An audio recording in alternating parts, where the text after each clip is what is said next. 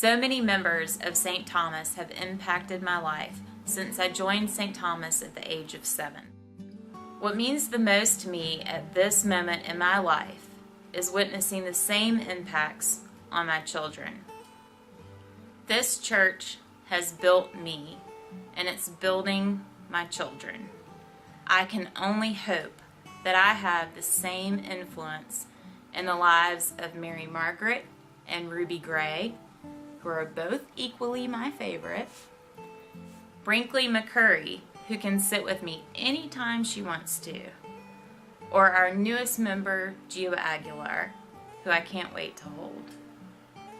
Tracy Egger told me earlier this year that love grows here.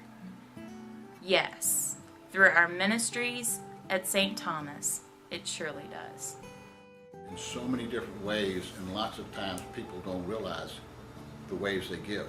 You know, St. Thomas is, I couldn't list all the ministries that it has, but it really is just, it's a great spiritual uplift to people who really have challenges in their lives. It opens up the eyes of young people when they get to learn something about Jesus and how God loves all of us, and so there's so many different things that are important, you know, to one's life in church.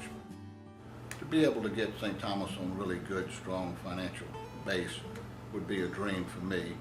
The other thing would be to really be able to expand its membership and get more young people. Our 4 children grew up at St. Thomas, so I would really like to see St. Thomas base grow to have more families, young families with children, and just be able to get a solid future for it with young people and children. My greatest dream for St. Thomas is to be the best small church that we can be. Don't get me wrong when I say small, because I'm certainly not advocating that we don't want and need to grow in numbers as a parish family.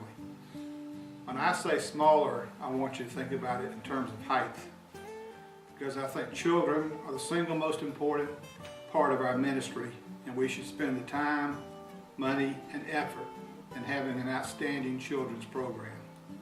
We should make St. Thomas a place they want to be every week.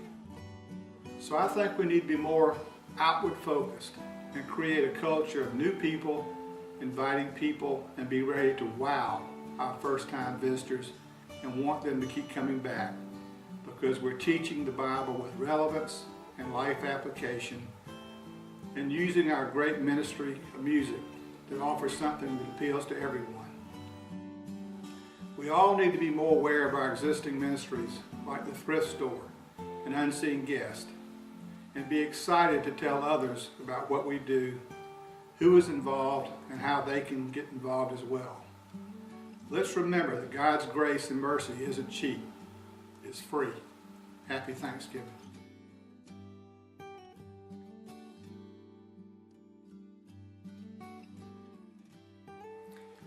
When I heard Will Quayle was in the hospital, I cried and cried.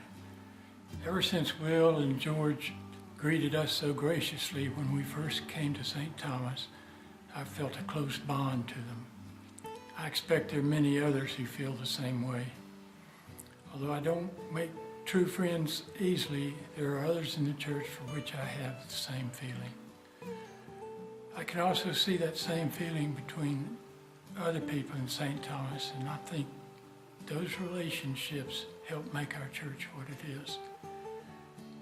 I think it's the difference between wanting to cry when you hear something bad happens to somebody and saying or thinking, that's too bad. I have several special dreams for St. Thomas.